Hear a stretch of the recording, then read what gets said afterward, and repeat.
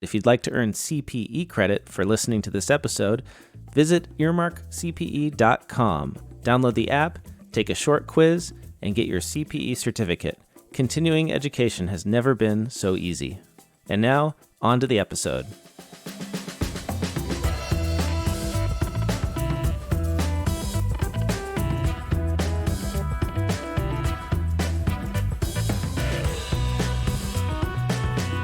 This is Oh My Fraud, a true crime podcast where the most common torture method is death by 1,000 paper cuts. I'm Caleb Newquist. And I'm Greg Kyte.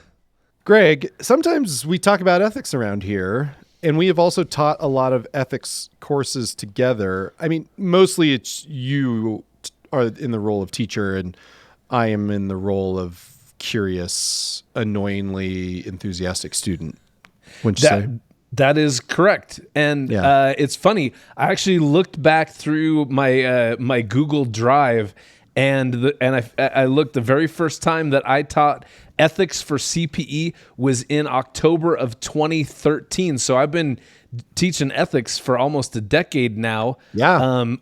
And interestingly enough, the second time that I taught ethics was actually the first time that I ever did presented in webinar format, and It was awful. It was unwatchably awful.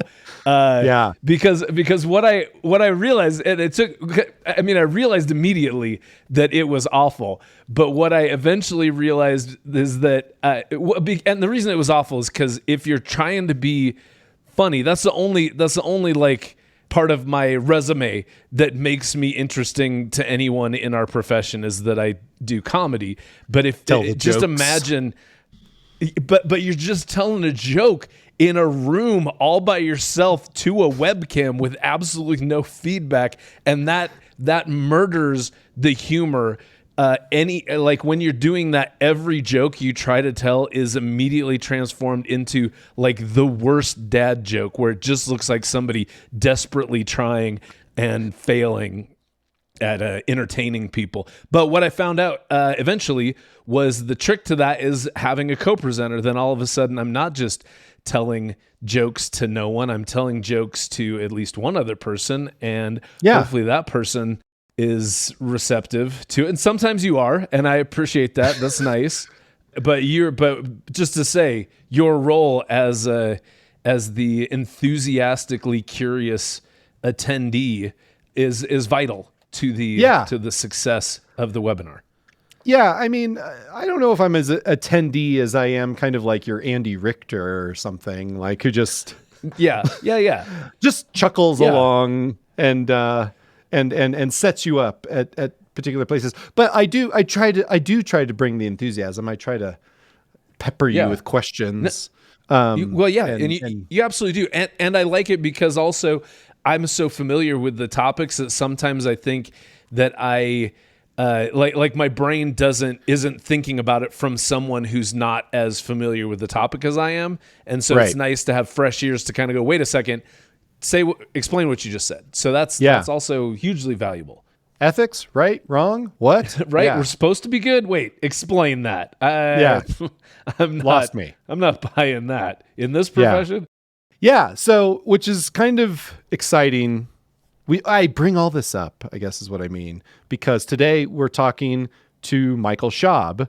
He is the clinical professor and Deloitte professional program director professor. At the Mays Business School at Texas A&M University. And he teaches auditing and accounting ethics. And we had a great time talking to him, didn't we, Greg? Yeah, absolutely. And listeners, just to set your expectations correctly, I know you come to this podcast because you love the swears, but knowing that Dr. Shaub is a devout Christian, out of respect and deference to him, we didn't swear not even a single time while we were talking to him. Not a single fucking time, Greg. I'm so proud of you. I'm proud of us. We did it. Yeah, it's possible. Did it. This could be a G-rated podcast. Absolutely, except for the last line you just said. So, without further ado, here is our conversation with Dr. Michael Shaub.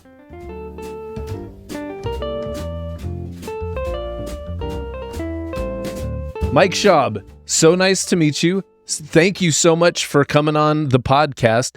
Real quick, I'm always curious. Are you? I read a bunch of your blog posts that were posted on the Texas A&M site. I'm assuming you're a professor currently at Texas A&M. Is that correct? I am, Greg. Yeah, I'm still teaching here. I teach auditing and I teach accounting ethics here. And I've been here this is my 17th year here.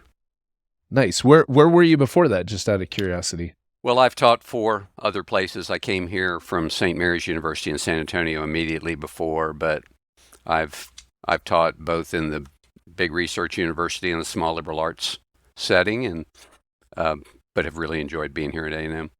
Nice. And just to test my own trivia knowledge, Texas A&M is in College Station, Texas. Is that right? It is. College Station's about 90 miles northwest of Houston. Well done. Okay. And it's a campus of over 70,000. Yeah, that's a Greg, big old campus.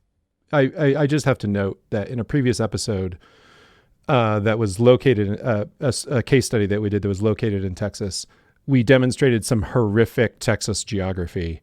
And yeah, I don't remember what. Yeah, I mean, it's a big place. It was the fruitcake fraud. It was Corsicana, Texas. Sure. Yep. Yeah. So, right the Collins Street Bakery. The Collins Street Bakery. Have you been there? Have you had their fruitcake? Yes. Been through Corsicana many times, but I guess driven by the Collins Street Bakery. But I think I've had the Collins Street Bakery fruitcake at some point in the past, though not a huge fruitcake fan. If I was going to go fruitcake, it would be Collins Street. Nice. This episode brought to you by Collins Street Bakery. If you'd like to order your Collins Street, please go to collinsstreet.com backsplash. Yeah, we remodeling a rental home. Free ads for fruitcake. Yeah. So, Mike, we like to kind of get a sense of everybody's, I don't know, just their whole just leading up to like your work now. But so just can you give us a brief synopsis of your life growing up? Like, where did you grow up? You know, what did your parents do? Where'd you go to school? Things like that. Grew up in Maryland and Virginia, born in Baltimore, so I'm a lifelong Oriole fan. My dad was transferred from Virginia out to Houston when I was in 7th grade, worked for an oil company. He was a research physicist. My mom stayed at home for the most part, did several things, but mostly stayed at home. One of 5 boys. Graduated from high school in Houston, went to the University of Texas, got a degree in accounting, got married, been married 45 years to the world's most beautiful woman. 5 kids, just had our 9th grandchild last week. Oh, wow. Congrats. So yeah, really rich life. From Texas, I went into industry. Thought I might even do campus ministry at one point. Figured out quickly I was neither gifted nor called to do that, and went back for my master's in oil and gas accounting. Went out into big firm life, public accounting firm life. Then back into industry as a controller for a commercial real estate company before I went back for my PhD. Got my PhD at Texas Tech, where I also got my master's. Mm-hmm. And then I started my academic career. So this is year 34 as an academic, year 17 at A&M. Cool.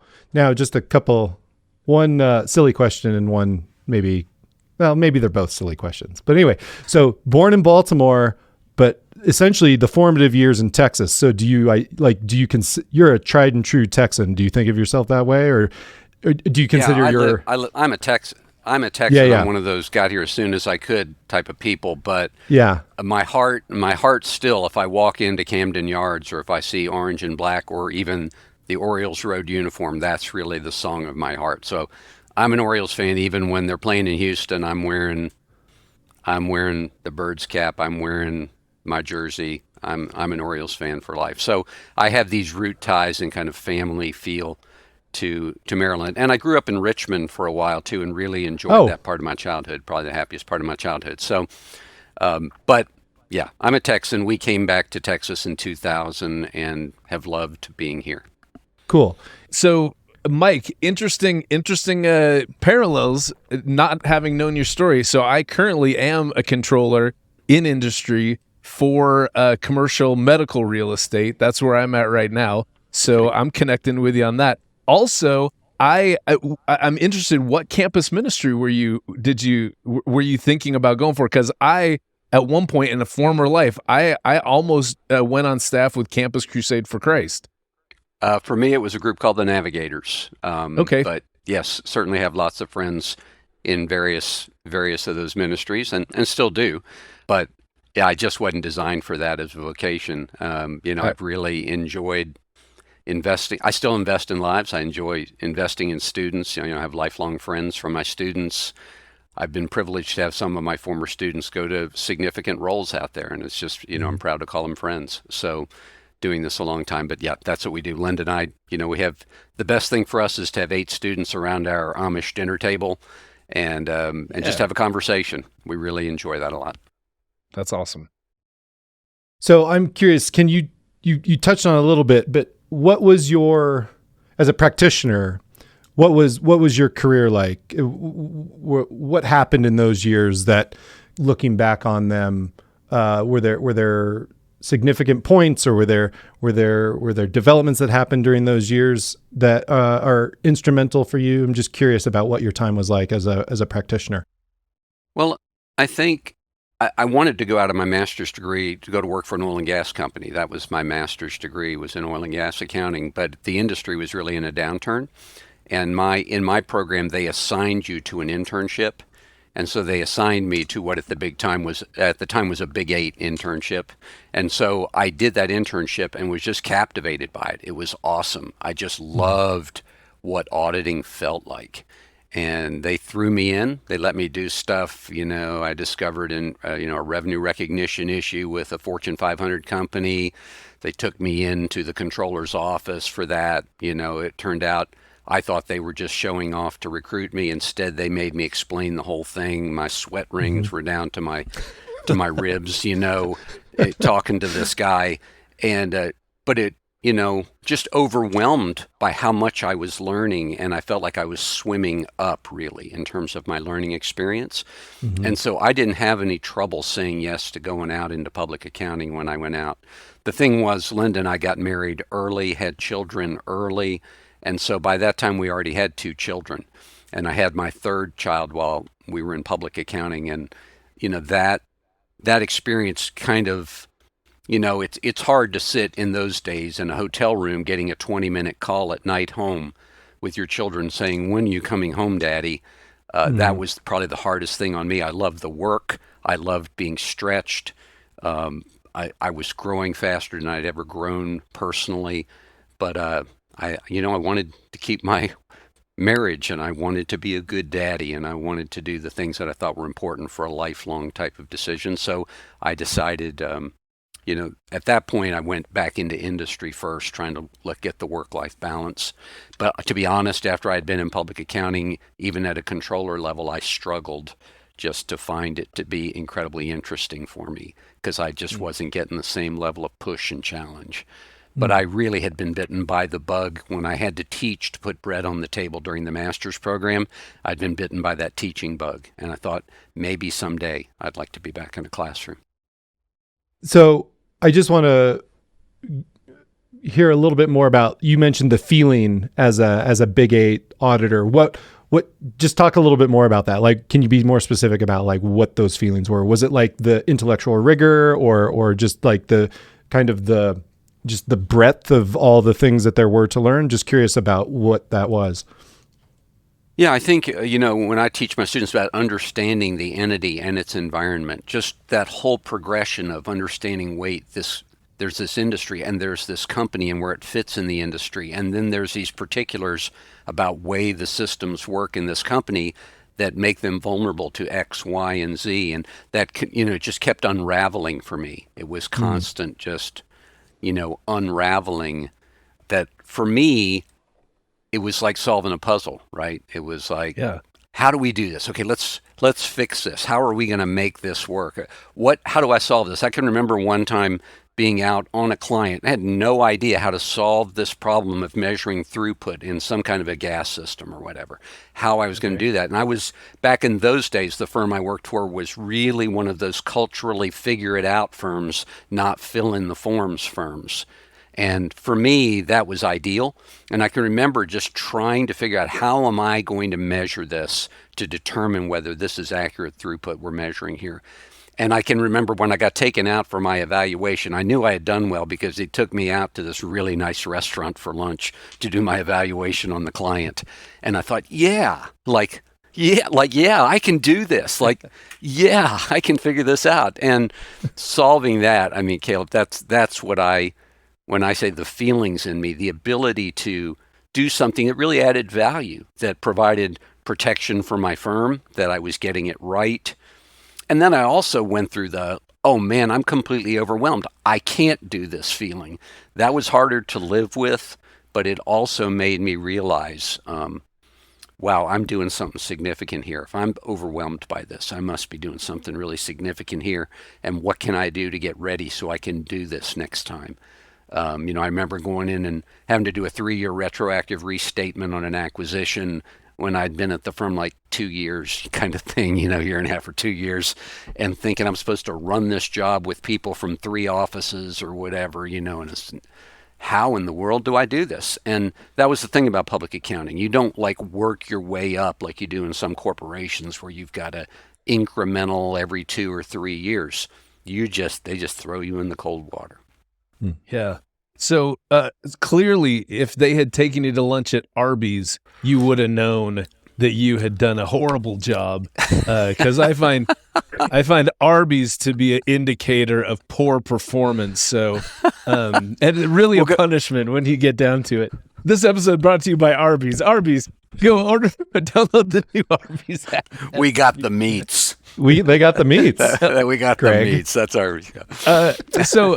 So Mike, I loved what you were talking about in terms of just the culture of the firm you're at, where it was a go figure it out and do some real auditing, not just fill a file, not just fill out a form, not just check off a checklist kind of auditing. That seems like that's the way the audit firms are supposed to work, but not the way that they do work. I also thought it was interesting, and this is something I would love to hear you talk more about. One of your blog posts that I read in preparation for our talk today, I think it was the one about the lady from Theranos, where you were saying that so much of today's entrepreneurs and business world, they run on the model of fake it till you make it, and the problem is the faking it part. And but at the same time, when you say that your company was stretching and they're taking you out to places where you don't feel necessarily comfortable, and they're making you do it anyways, there is, to me, I kind of feel like there's a fake it till you make it. How do you balance that of you need to be stretched, but you also but faking it till you make it is maybe not the way that especially the accounting profession should operate. So how do you, in your mind, how do those two things balance each other out? Well, if you got a good hierarchical structure, you can handle that. You can build controls in. So for example, that one example I was giving you, I was overwhelmed, and they brought in someone else to help me do that.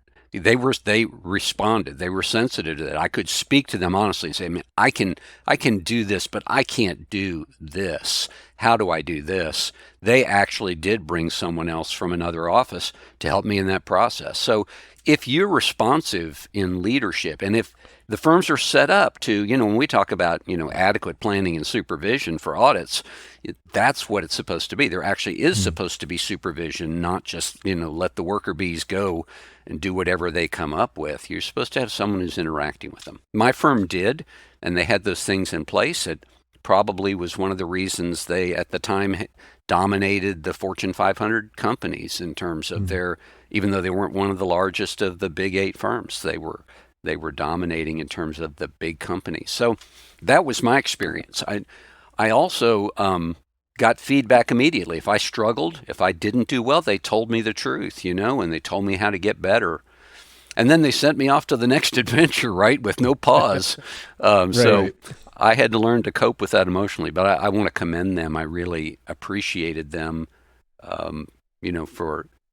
for actually stepping in when I said, I genuinely need help here. This is really more than I can do, that they didn't just ignore that. Gotcha. So it's almost like a component of humility with that, where it's like, you're being stretched, but there's the humility, there's the transparency even of going, hey, here's what I'm doing. Is this right? Because again, with your Elizabeth Holmes post, I think one of the things you mentioned there, even with her, was that if she had just said, yeah, we tried this thing and it failed, she just acknowledged it, that likely she'd still be a powerhouse CEO today. But the fact that she maybe hung on to the fake it part longer than she should have or could have, that's without asking for help, without getting that feedback, and that, and without being transparent, that was probably the Achilles heel for her. Would you agree with that? Without a doubt in my mind, she would be. There's no question in my mind if you just look at how she's wired and the way she was able to make connections with people, with influential people in such a short time as a young person. That to me is, it's a sure signal. Look, you're going to fail with 3 things and you're going to succeed at 5 things, and you're going to be known for the things you succeeded at, right? You're not noted for your first time at Apple. You're noted for after you go back to Apple and turn it into this juggernaut, right? So that's, if you had someone in your life to say, hey, we'll try and raise some more capital here, but unless this thing's going to work, let's pack this in and let's see where we go from here. Because there are companies doing what she was trying to do. There are companies out there in the marketplace that are really advancing toward what she's trying to do. And you just couldn't do it with that box, and you couldn't, and lying about being able to do it with that, and then entering into contracts with Walgreens while you're lying about that box being able to do that.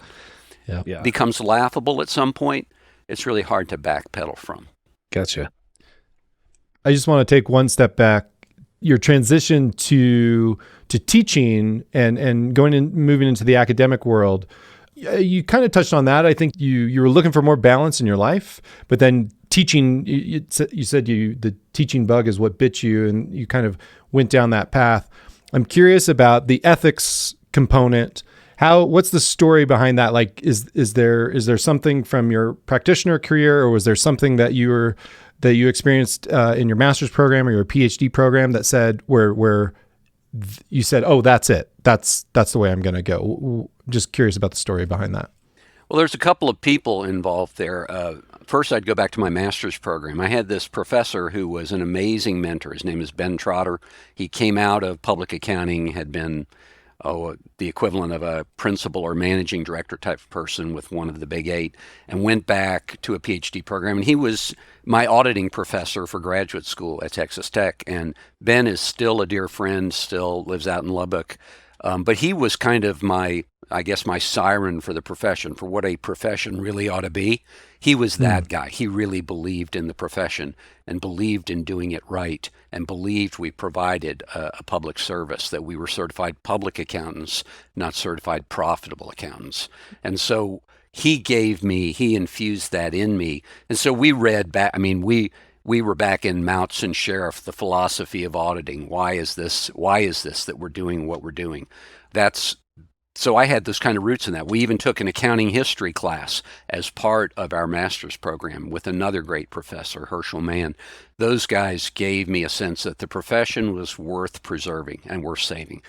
When I went back for the PhD, early on I met a marketing PhD student who was doing an ethics dissertation, and he was studying under a guy named Shelby Hunt, probably one of the top 5 marketing researchers of the last 50 years. Shelby Hunt's been editor of both of the top 2 journals in marketing, and also, I think that's right, and he just passed away this summer.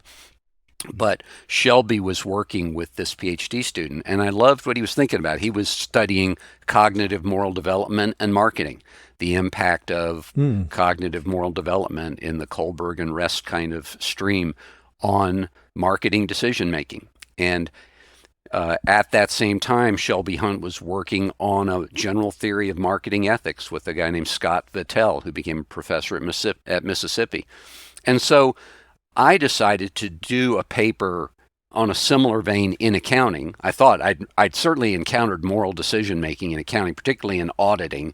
I had, that there were a number of issues. And that developed eventually into a dissertation around that. But my focus on my dissertation, my former firm cooperated with me in getting me subjects. My study was on the ability of auditors to recognize an ethical issue in the first place, as opposed to the judgment that they reached on that ethical issue.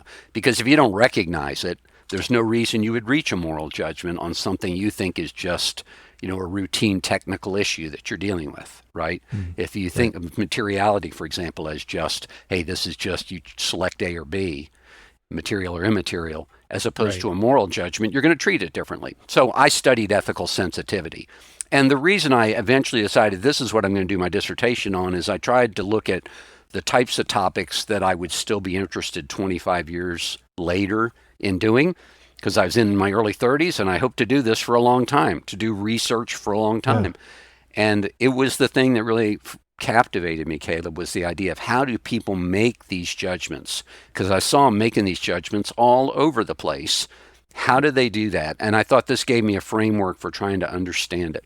And so it was a time when that was just starting to be studied in the accounting profession. A guy named Larry Poneman, who went on to do a bunch of privacy stuff. You could, Lawrence, Ponemon, if you look him up, still doing privacy stuff. He was a partner with the firms, I think with a couple of the firms for a while, setting up ethics practices, but he finally moved into privacy, got rich, moved to Michigan. He's an amazing guy. But he was doing academic research in this area that really stimulated me, kind of launched my research career.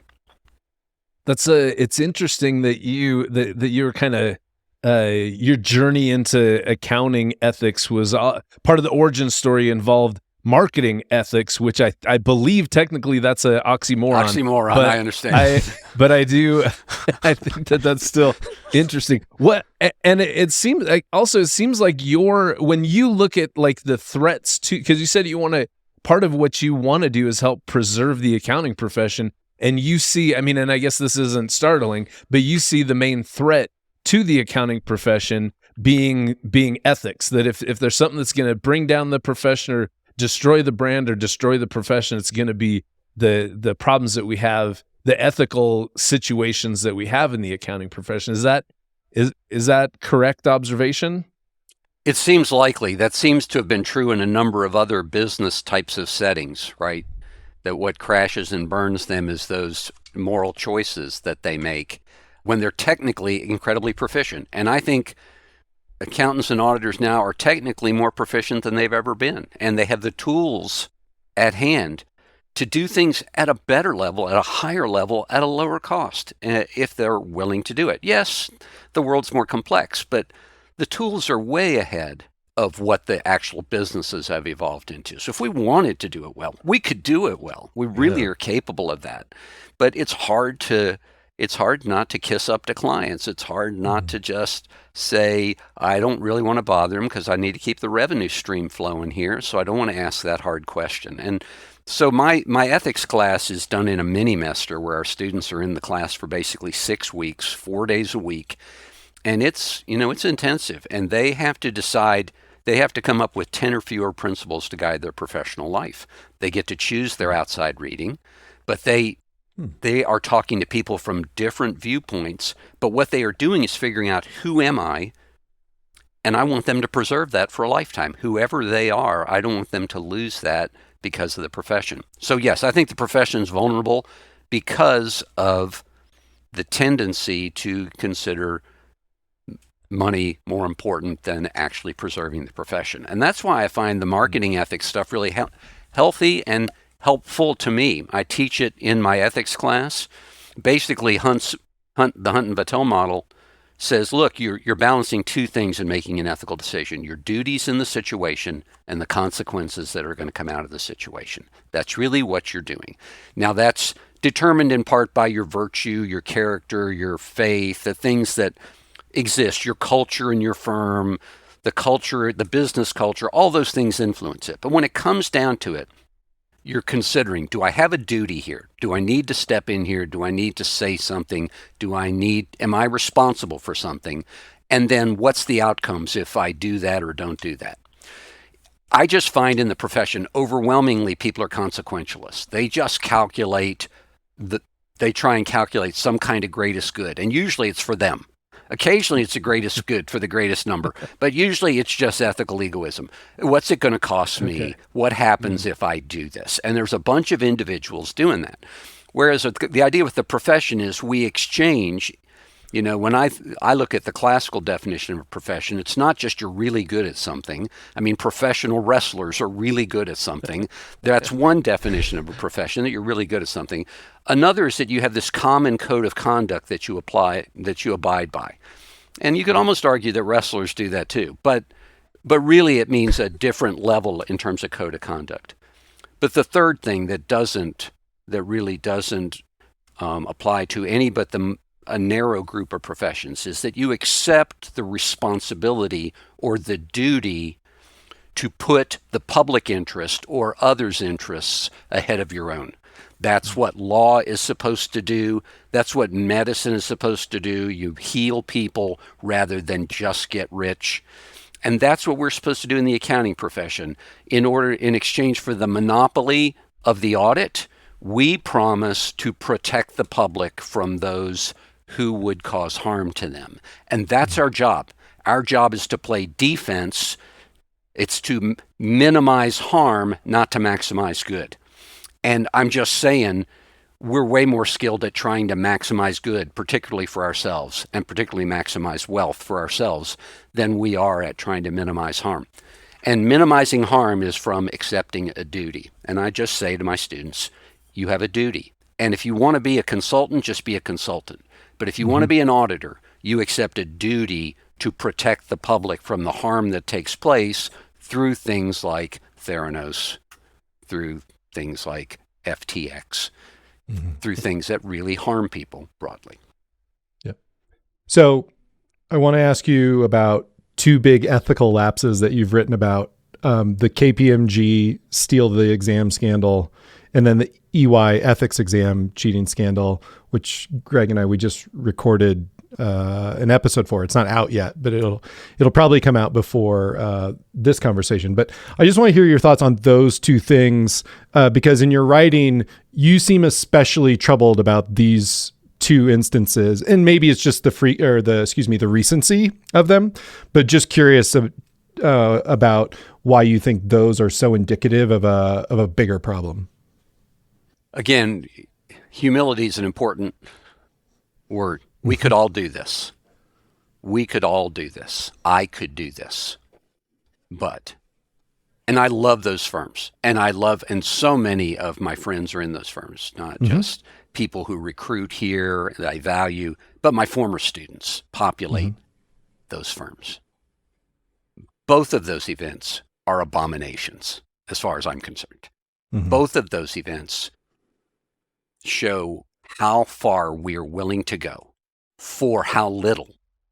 And, I tell people, look, you're bad consequence calculators. You all think you're a rational man and you can calculate the consequences of what you're going to do. But I'm telling you, these folks, in order to not have to study 2 hours for some kind of continuing education exam or an ethics exam, they were willing to cause their firms to incur combined $150 million in fines, the reputation damages, several people going to prison as a result of it in the KPMG case, and a number of trashed careers, a number of people who got fired, a number of people who were sanctioned in the firms, all of this stuff, so that you didn't have to study an hour to pass a 1-hour CPE or a 4-hour CPE or an ethics exam related to the CPA exam, which is probably open book anyway.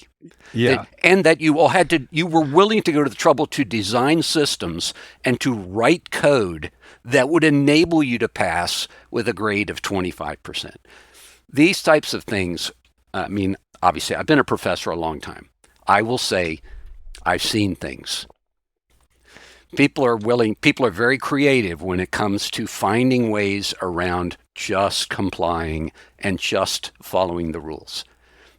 But this was so egregious to me. My brother worked for Enron and was not there when it all imploded. He was damaged by that. I've had a long history with Enron.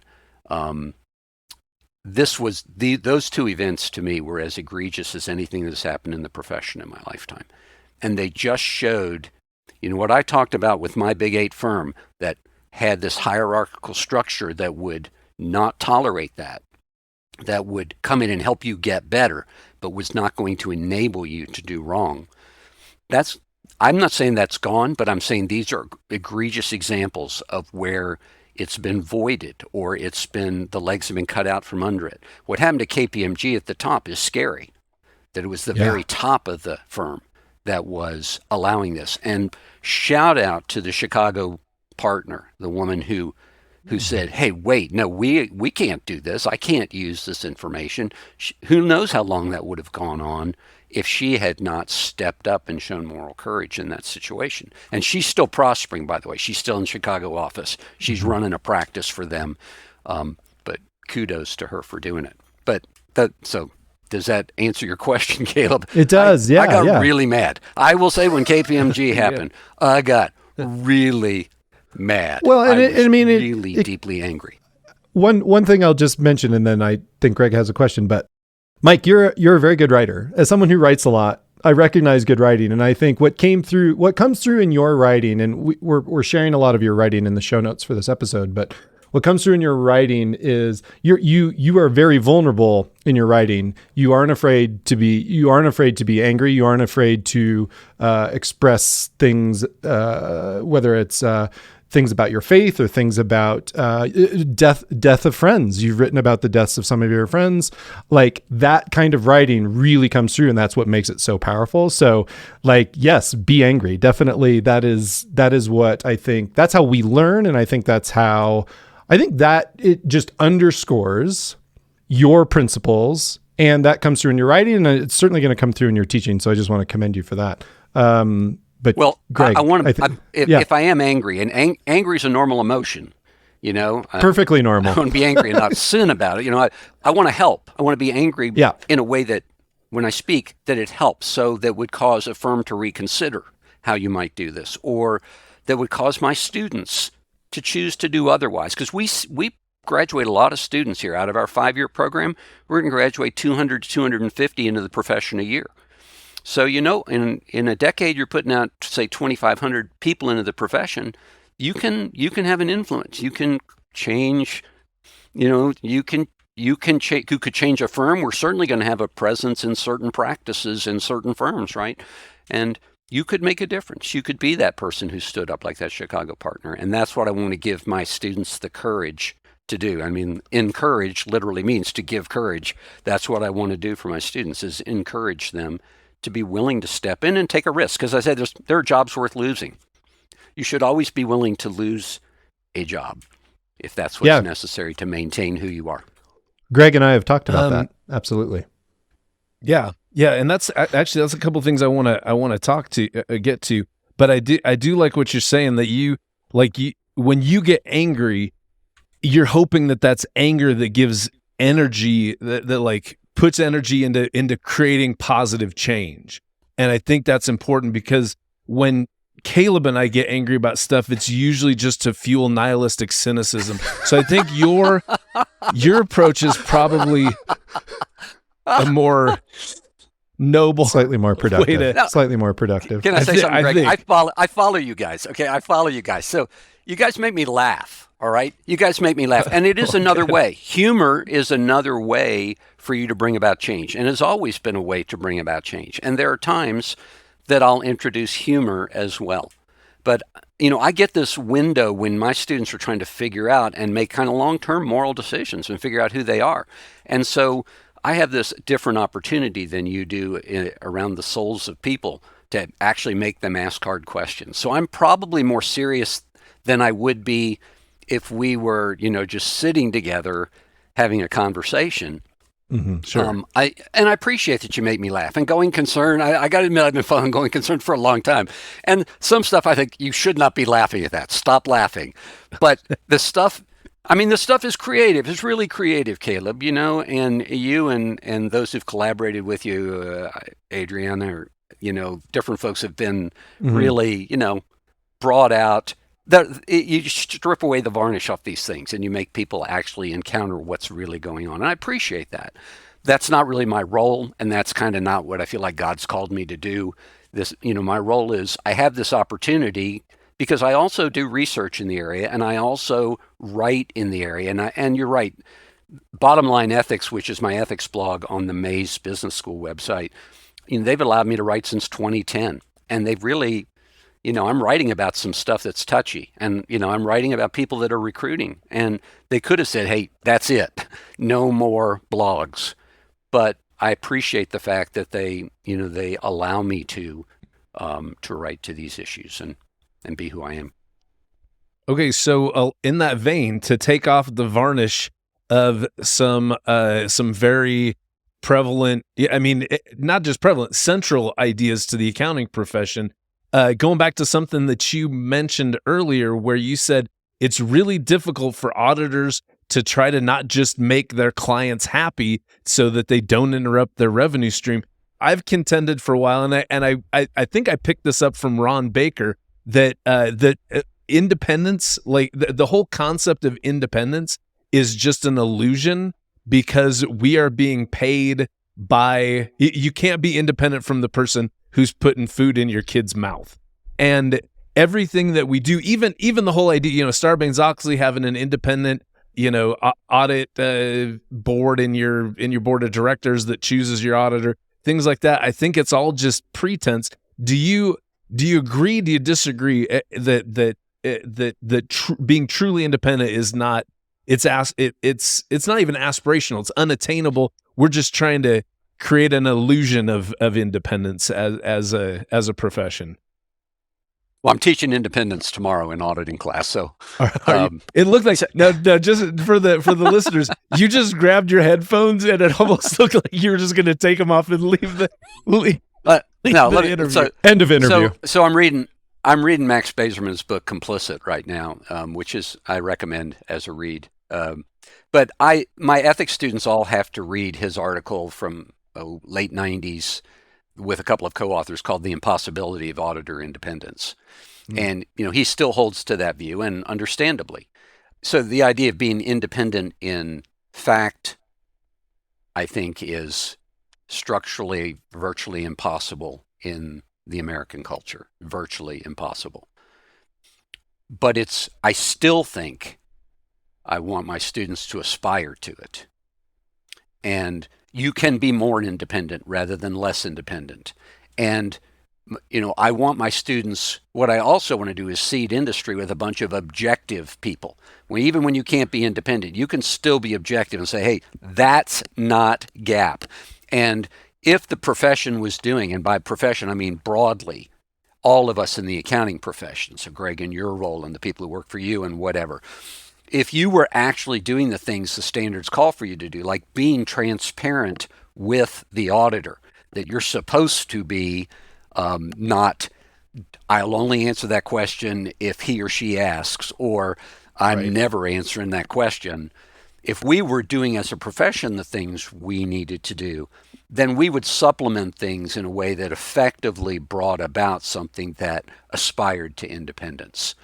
But those folks in industry largely feel no responsibility, my experience is, except in the most egregious circumstances, to do anything but comply with the boss on how we're going to handle this transaction, which puts the auditor out on an island. And the reality is it's incredibly difficult with anyone paying your bill to, you're providing your livelihood, to go against them. I'm sure if you're sponsored by advertisers, same kind of thing. For me, when I do exec ed, when I go into exec ed, it's hard for me to say, like management was really stupid in this decision, or, hey, look, this is not, what you guys are doing really borders on not being GAAP, right? This kinds of things, to be skeptical in that setting is hard for me. I try, but it's really hard. So I understand. But so that's why, we just couldn't do it. The answer is we couldn't do it. That's why we got a PCAOB. We just flat couldn't do it. It wasn't just Anderson couldn't do it. They serially couldn't do it in a lot of clients, not just not just Enron or WorldCom or whatever. They seriously couldn't do it. But none of the firms, it was hard. I shouldn't say none of the firms. They differed on how well they did it. But I'd still say, I am not objective about the world's most beautiful woman. You're not. There's zero independence there, and I'm not objective at all. I have no desire to be. But I'm willing to be, even though it would pay off for me to treat certain people well. I'm able to be objective in a lot of settings. I'm objective about offensive coordinators at universities and stuff, right? I'm objective about that stuff, even though it may get me in trouble on Twitter. Right. Even though you're a diehard Orioles fan, if they're coaching bad, you're gonna be yelling at your TV from your couch. Yeah. Or Texas A&M football. We went 5-7 this year, man. We've got the biggest budget. We've got either the first or second biggest cash inflow into our athletic department of any university in the U.S., and we went 5-7 in football this year. I'm more than willing to be transparently independent, even though Texas A&M pays my freight, right? Right, I get a paycheck that says Texas A&M on it. But it's really hard. It's really hard for CPA firms to do that. This is their livelihood. And what I would say is, my prediction for a while has been that one of the big four will no longer be an audit firm by 2030. And it could be more than that. That's the way I see it going, rather than this split up. And I think we see that happening. I see that. I've been saying that for a while, but I think the earthquakes you're seeing right now, the rumblings going on, are an indicator that you're going to have trouble finding people who are actually willing to audit these firms for all the things they're foregoing, right? It's hard for an EY to forego all the consulting opportunities in high tech because they are the tech auditors, right? They are foregoing so many over a 10-year window, billions of dollars in potential fees because they can't. So Caleb, let's make a note that we need to have Mike back on in 2030 to discuss the accounting firm that died between now and then. So are you okay with coming back in? I'll let you know my beach address. I will. Okay. Right. It will not be an emotional issue for me in 2030. I will say. Yeah. Safe to say, I will not be an emotional issue for me in 2030. Less anger in 2023. So here's another thing, and you touched on it in one of the blog posts that I read. You touched on it here in the interview as well. Is that basically the idea that if we're being honest with ourselves, everyone's vulnerable to ethical lapses, and that reminds me of the psychological bias that's called bias blind spot, where basically you say, there's these psychological principles that are going to prime people for poor behavior, but I'm smart enough that stuff doesn't. It's kind of like me with advertising. I go, advertising doesn't work on me. I'm smarter than that. And then I see a commercial. You pop open your Diet Coke. right, exactly. And I see a commercial for a big juicy hamburger, and I'm like, I think I need to try that juicy hamburger.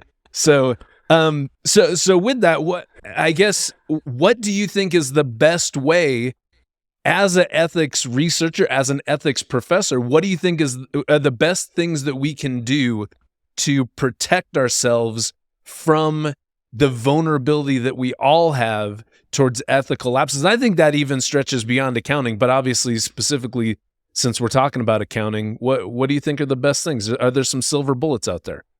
Well, I'll be teaching in the classroom with the chief legal officer at a company next week, and he says you need a board of directors. You need a personal board of directors. For me, what I have is an accountability partner. I have a guy that I'll meet later today. We meet on Tuesdays, and he's allowed to ask me any question.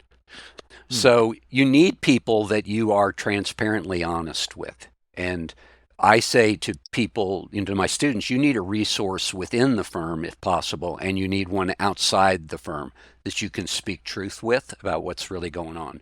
I mean, obviously within the limits of confidential client information or whatever, but you need to be able to speak truth about what you're encountering. And I always offer to be the sounding board if they need a person outside, that I'm willing to do that. But a personal board of directors helps. It doesn't guarantee anything. All of our lives can collapse. We can do stupid things. But when you're speaking to someone habitually, you say things offhand in the conversation that indicate your heart. And somebody says, hey, what's going on? Or what are you thinking about? Or are you serious about that? Those kind of comments can short circuit it going to you, this kind of spiral you go into that causes you to make decisions you never thought you would make. That's the first thing I would do is you ought to have a somebody. There ought to be somebody you can ask you any question. And I mean, other than your significant other, your spouse, whatever. And there ought to be, I think, preferably a broader set, 3 or 4, that you really trust and are truth tellers that won't just make you feel good. Gotcha. That seems important. That seems, yeah. Do you have, in terms, because I'm sure that you're telling your students to do that. I think you even said that you do that. Do you feel like that's, because I'm trying to think, I mean, I got some buddies who would ask me, but I don't really, they're not like on alert to say, hey, are you stealing from your company? Hey, this is a pretty nice dinner, and you just picked up the tab. So, Greg, are you embezzling? No one's asking me that. Do you feel like people are how prevalent do you think that is, even among the students that you've taught, that's a good idea to do that? Well, I think you look at what I see more prevalent among students is depression and isolation, and that's been accelerating the last few years.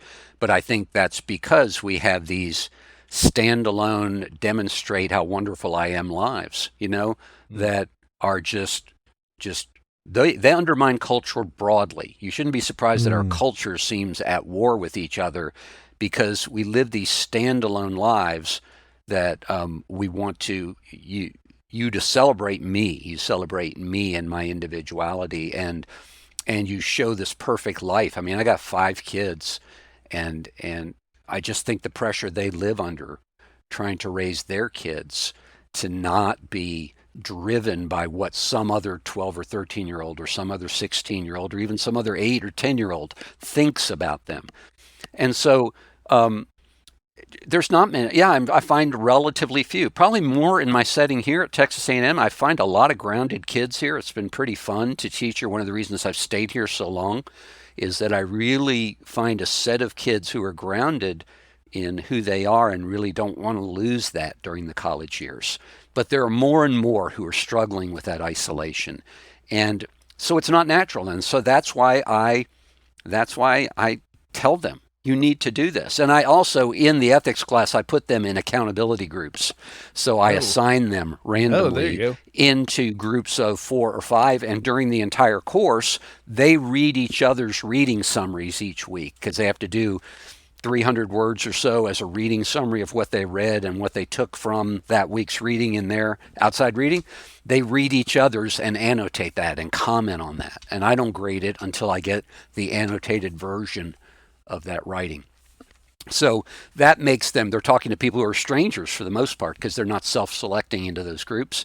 And so you've got these groups where somebody's for their ethics reading, somebody's reading Siddhartha, or somebody's reading Zen and the Art of Motorcycle Maintenance, somebody's reading C.S. Lewis, somebody else is reading Harry Potter, someone else is reading the Quran or the Bible or whatever, They're reading a variety of things and then having to speak to each other about it. And what's in common? What do we see here? What do you believe? Why do you believe that? Because I want people to have convictions about why they believe things and not just, I believe that, that this is the reason I order my life this way. So I know you got to go soon. I'm not saying this is the last question, Greg, so don't jump on me about that. But it's my last question. I got one more. I got one more we got to get to. Okay, we'll go quick. When you wrote about Harambe, the gorilla at the Cincinnati Zoo that had to be shot because of the child that had fell into the enclosure was in danger. You were quoting, I believe, a colleague that said, well, no one's blaming the gorilla because that's what gorillas do. And then you wrote how, some people explain kind of these cheating scandals and things is like, look, humans are biologically predisposed to make these kinds of errors, right? And you said that you disagreed with it, number one, because it's silly, but number two, it's kind of an abdication of responsibility.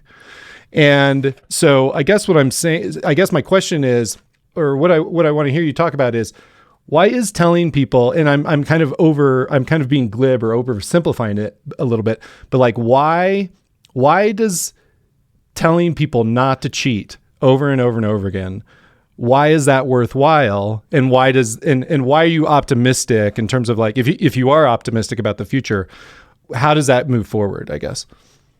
Well, I could be wrong, but I think people are more than they think they are.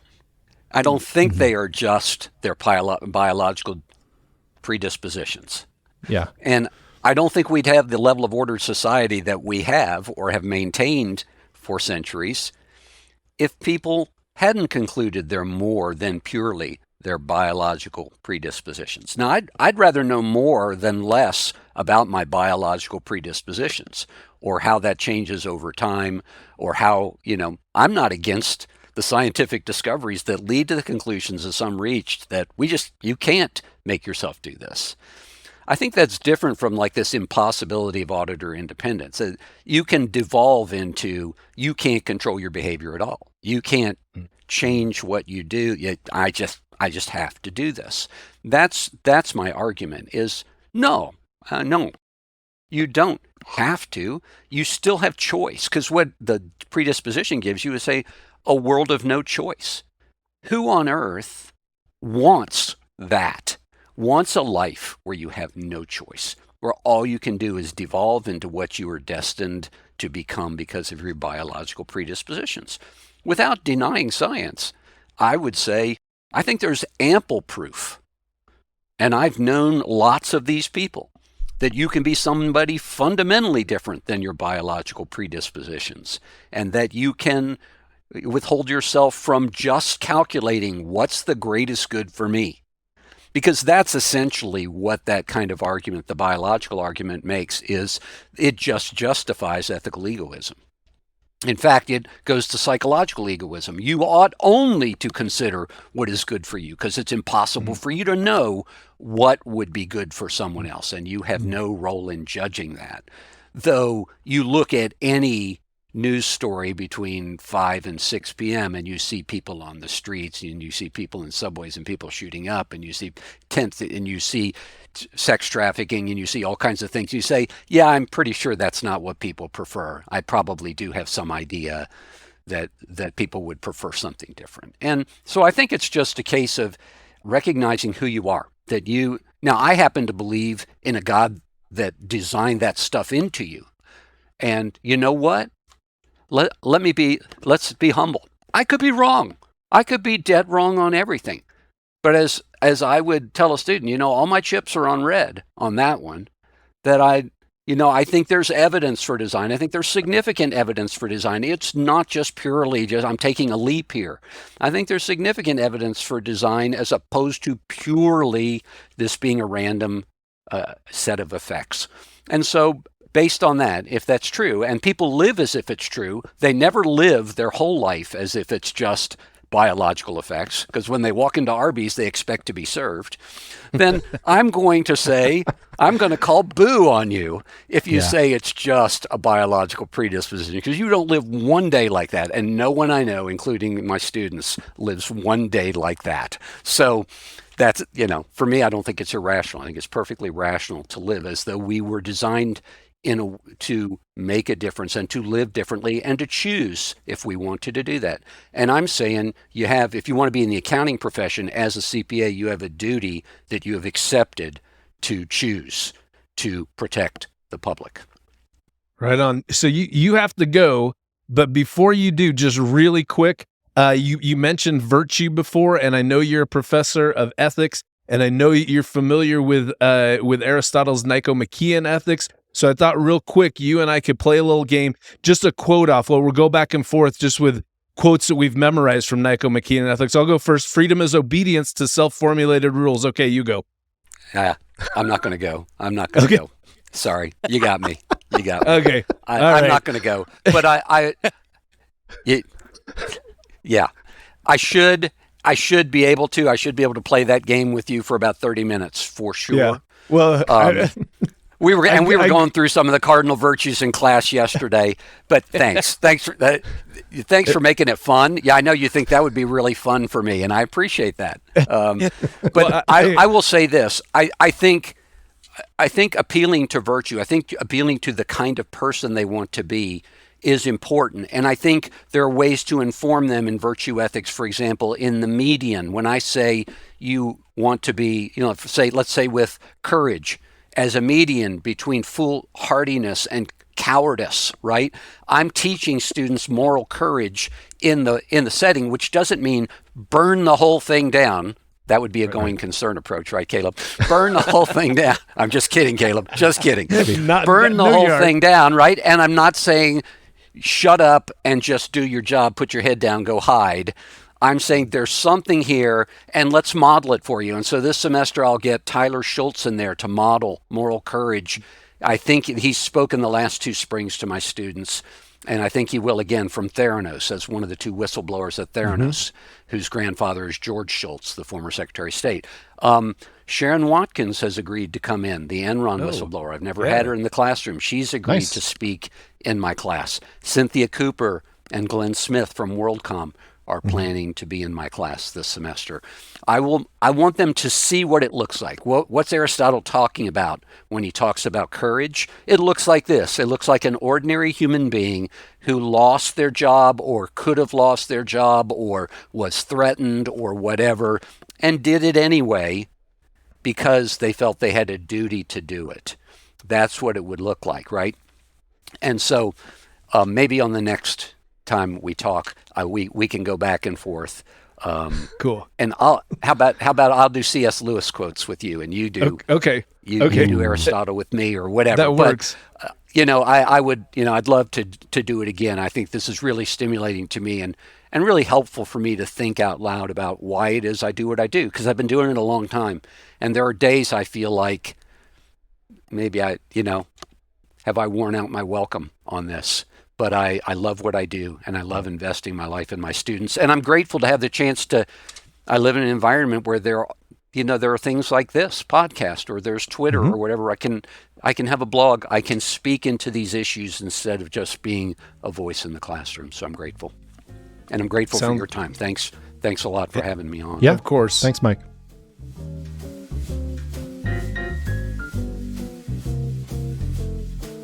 Okay, that was great. Greg, did we learn anything? We learned something, right? All kinds of stuff.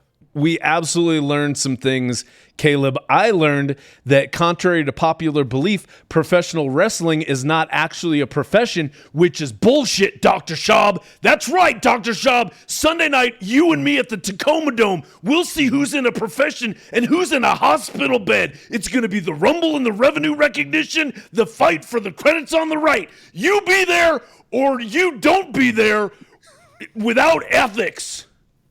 Challenge extended. Yeah, enough said about that. Enough said about that. I have something, Greg. How about this? I think, and let me know if you disagree with any of this, but I think, and other people that we've had on the podcast have kind of expressed similar things, but I think Mike Shaub expressed it about as clearly as anyone I've heard. He believes that the auditing profession specifically, I won't talk about accounting writ large, but auditing professionals specifically are duty-bound professionals, right? So like, how lawyers take oaths and like physicians take oaths, like do no harm, those kinds of things. Like he clearly stated that he believes that that's what auditors are. And that's an ideal, okay? And what it underscored for me is just how far short auditors are falling of that ideal. Like when we bring up these stories and these examples of like what's happened at audit firms, it's clear that, Dr. Shaub, and I know there's other people out there that think this, but like they want auditing to be on this pedestal. And I think in an ideal world, ideally that would be the case in practice, but it just simply isn't the case in practice. And he talked about that too, like what did he say? Not certified public accountants, but certified profitable accountants or something like that, right? Right. Yeah, something like that. That seems to be the profession's attitude about it. But I don't know what you think about that. Yeah. Well, I absolutely agree with you with that in that I feel like our profession is not duty bound, we're checklist bound. And that's more of the practical side of things. But in Dr. Schaub's defense, I know I could tell so clearly from our interview that he did not take his role as someone who's creating the next generation of accountants. He did not take that lightly at all. And so the fact that he's teaching his students and saying, hey, you better expect to be a duty-bound accountant, I think that's great. Yeah. And even his story about being at a firm that wasn't, that very much was like, let's do it right, not let's just, fill out a form and make a fat file on this, but let's actually do it right. Those kind of things, I think, those are going to, for his sphere of influence, I think those are going to be very influential and are going to make a difference for at least that cohort of professionals that he churns out from his institution. Yeah. I think you are right. I think you're right. But yeah, to the extent that he has influence as an instructor, as a professor. Yeah. Like, I think to like instill in his students that they need to be clear-eyed about what they think is right and what they think is wrong. And like he said, recognizing an ethical conundrum when they're presented with one. Even that is something that I think is super important that probably just gets taken for granted. Yeah. Anyway, yeah. Not every ethical conundrum involves a shady looking dude with a sack with a dollar sign on it, and trying to hand it to you. The good ones do, but not all of them are like that. Right. Anyway, Greg, I have a question for you. I thought you asked a very good question about independence and whether it was, in your words, an illusion, and whether or not, in so many words, whether or not he agreed with it or not. And his answer did not surprise me. He doesn't think it's an illusion. But I'm just curious, now that you have the floor all to yourself, like, what did you think of his response? Well, I thought it felt like the most poignant part of his response was when he was talking about how he's not independent from Texas A&M, but he can still be objective about the Texas A&M football team coaching staff. Yeah, right. And it's funny because you kind of go, okay, that tracks. I can see what, but I think that there's some holes in that. And here I'm going to try to just whittle down and tell you as concisely as I can. This is my broad philosophical structure for ethics within the accounting profession. We have three main ethical responsibilities as accountants. That's to be independent, to be independent, objective, and to have integrity. Right? Those are the three pillars of accounting ethics. Are those three things? But let's trace them through. You can't have integrity if you don't have objectivity.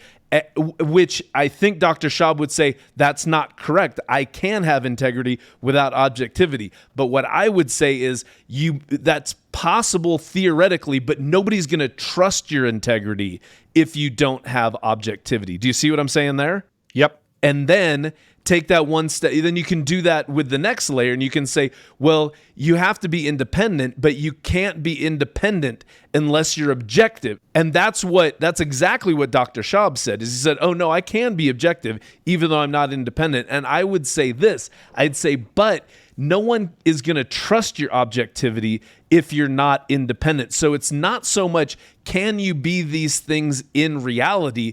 It's, will people trust that you really are those things without this structure? So no one's going to trust you having integrity if you're not objective, and no one's going to trust that you're objective if you're not independent. So ergo, by the law of syllogism, no one's going to trust your integrity if you're not independent. And so back to the coaching staff thing, I would also say that he can sit there on his couch on Saturday morning and shout at that goddamn offensive coordinator made him run the 22 red and it should have been the 44 Ohio blitz. And it's not going to cost him his fucking job if he does that. And I think he knows that. I think as loud as he complains about his offensive, defensive coaching staff, he's not going to lose his job as a professor of accounting at Texas A&M. But if somebody gives an adverse opinion to a client that they've had for years and they get tens of thousands of dollars of revenue from every year, I think we're talking about completely different ballpark when it comes to objectivity and independence. Gauntlet thrown. Well done, Greg. Anyway, you can follow Dr. Shaub on Twitter at Mike Shaub. That's MikeShaub. And also, if you want to read some of his writing, you can find all his blog posts at maze.tamu.edu/ethics. And there's all kinds of stuff in the show notes that we picked out. Yeah. Check out the show notes. Always check out for a deeper understanding of our content. Dig through the show notes. Well, that's it for this episode. Remember, never get involved in a land war in Asia and never go head to head against me quoting Aristotle. And also remember that if your boss takes you to Arby's for lunch, you might want to start looking for a new job. Absolutely. So Caleb, where can people find you out there on the internet? On Twitter at Newquist and LinkedIn /Caleb Newquist. Greg? Same thing. Twitter at Greg Kyte, LinkedIn, Greg Kyte CPA. And also feel free to email me, greg@gregkyte.com. That's my email. I read all my emails and I'll get back to you if you shoot me a note. Or if you have feedback for us or the show, email us at ohmyfraud@earmarkcpe.com. Oh My Fraud is written by Greg Kyte and myself. Our producer is Zach Frank. If you like the show, leave us a review or share it with a friend. Reviews and ratings help people find the show. So do that. Rate the show. Please. Leave a review. Yeah. Please. Yeah. And be sure to subscribe on Apple, Stitcher, Spotify, or wherever you listen. And for the accountants out there, if you listen on Earmark, you can earn CPE, including ethics credit for this episode. Yep. Just do it. Do it. You need to. Join us next time for more avarice, swindlers, and scams from stories that will make you say, "Oh, my fraud." Oh, my fraud.